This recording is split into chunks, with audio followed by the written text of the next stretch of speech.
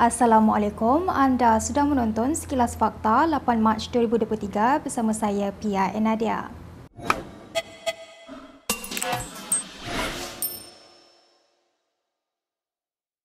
Khairi Jamaluddin memberi markah B- kepada pencapaian kerajaan pimpinan Anwar Ibrahim selepas 100 hari mentadbir negara.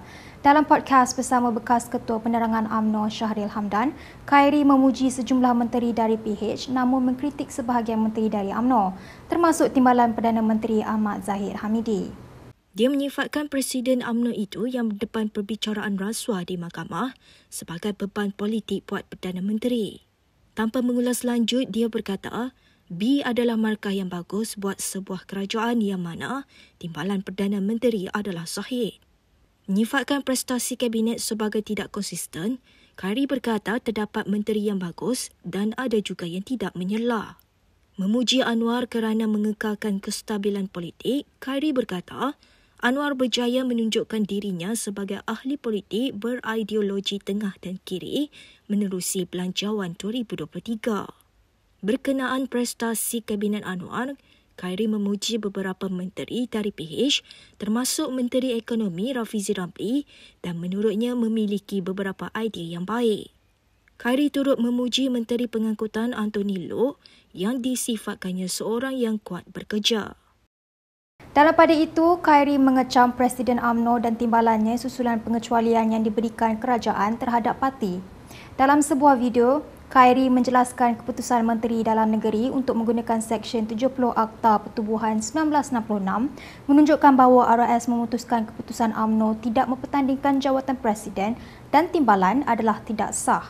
Dalam surat tersebut, bos RAS yang mengawal selia semua pertubuhan termasuk parti politik di Malaysia dengan jelas menulis, justru itu dengan kuasa-kuasa yang diperuntukkan kepada pendaftar pertubuhan di bawah Akta Pertubuhan 1966, maka keputusan usul tambahan ucapan dasar Presiden di Perhimpunan Agung UMNO 2022, jawatan Presiden dan timbalan Presiden UMNO tidak dipertandingkan pada penggal pemilihan parti yang akan datang adalah tidak sah. Tidak sah. Wow. Cray. Mind blown.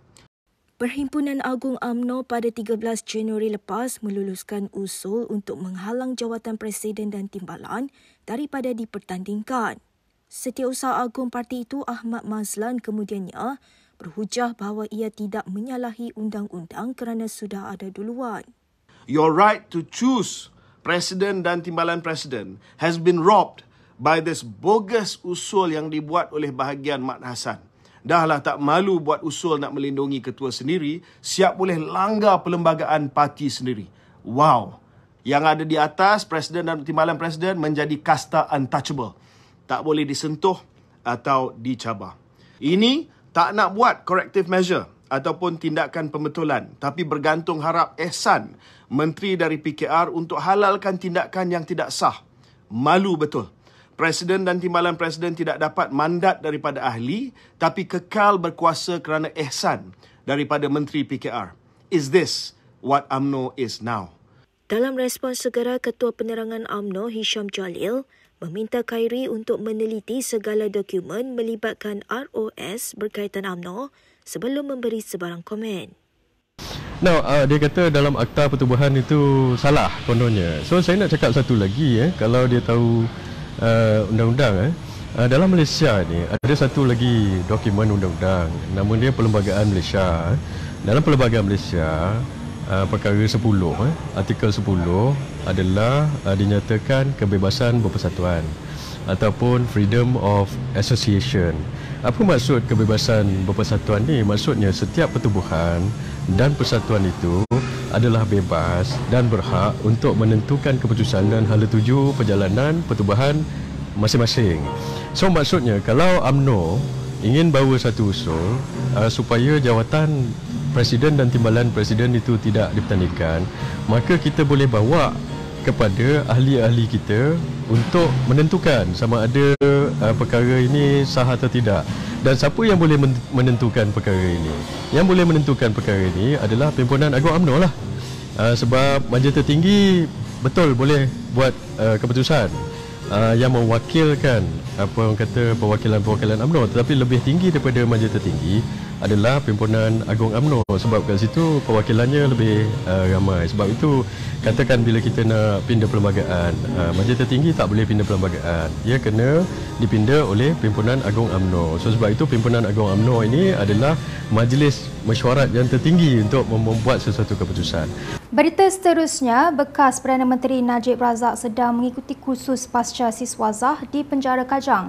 Sumber yang rapat dengan bekas Presiden UMNO itu memberitahu Malaysia Kini, Najib telah mendaftar untuk mengikuti pengajian di peringkat Doktor Falsafah dalam bidang ekonomi.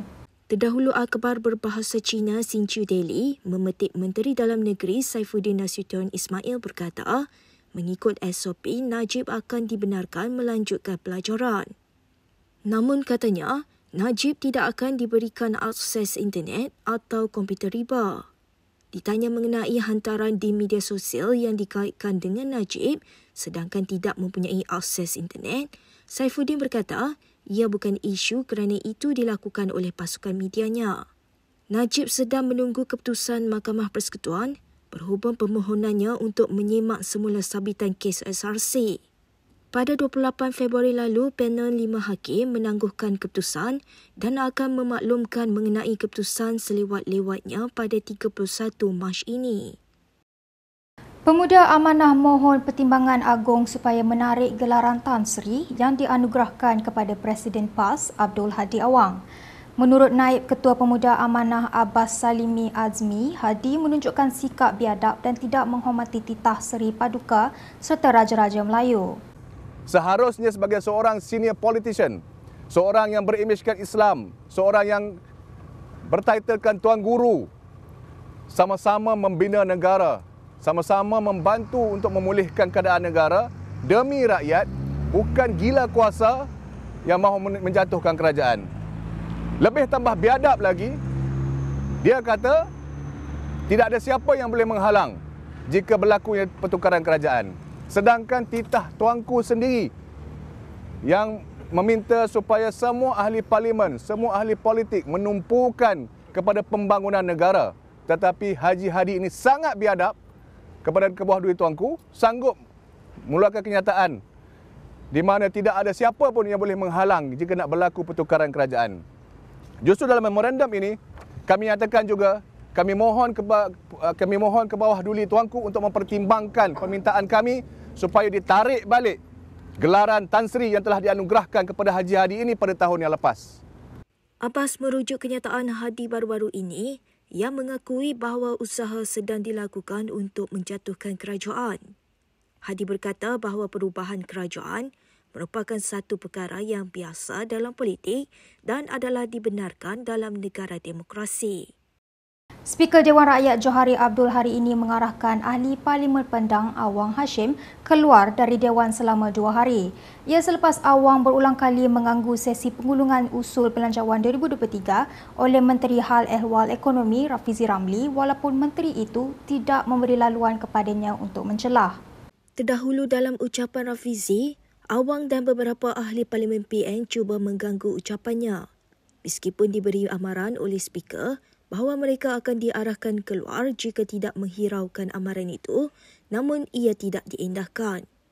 Sesi penggulungan itu semakin tidak terkawal apabila ahli Parlimen Pandan menggelar Awang sebagai badut. Pendang, kalau nak jadi badut, boleh cari menteri yang lain berucap, bukan masa saya. Saya ada benda yang penting saya nak sebut. Ni sangka jahat, badut. Pendang, saya rehatkan Pendang untuk 2 hari. Out now. Keluar ke Pendang 2 hari ya. Selamat berehat, selamat berehat. Selamat berehat Pendang. 2 hari lama sangat tu Datuk Yang Pertua. Hari ini dan besok. Peraturan mesyuarat. Tadi yang Berhormat Pandan sebut badut. Ini perkataan yang tak layak untuk diucapkan dalam parlimen. Pandang ada sebut badut? Ada.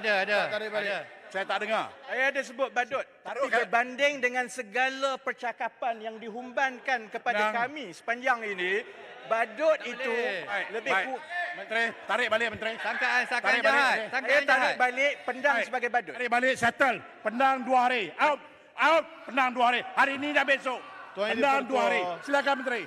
Kita ke berita seterusnya. Spekulasi bertiup kencang SPRM akan menahan seorang ahli politik kanan dan mengheretnya ke mahkamah atas pertuduhan rasuah. Sebuah portal berita yang dikaitkan dengan PN Malaysia Now melaporkan bahawa pemimpin tersebut ialah pengurusi Perikatan iaitu Muhyiddin Yassin. Memetik Malaysia Kini yang memetik portal Malaysia Now melaporkan bahawa mereka difahamkan bekas Perdana Menteri itu akan ditahan dan dihadapkan ke mahkamah paling awal esok.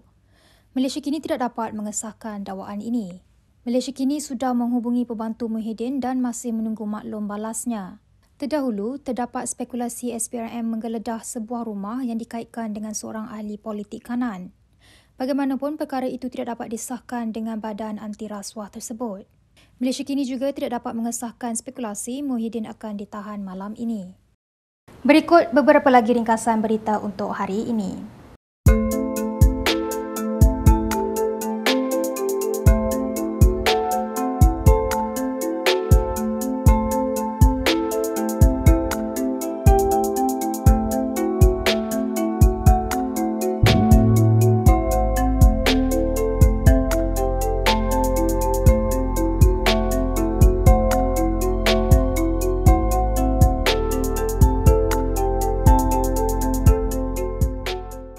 Sekian sahaja daripada saya, PIN Nadia untuk Sekilas Fakta.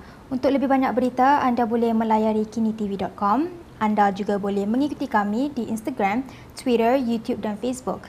Salam hormat dan jumpa lagi.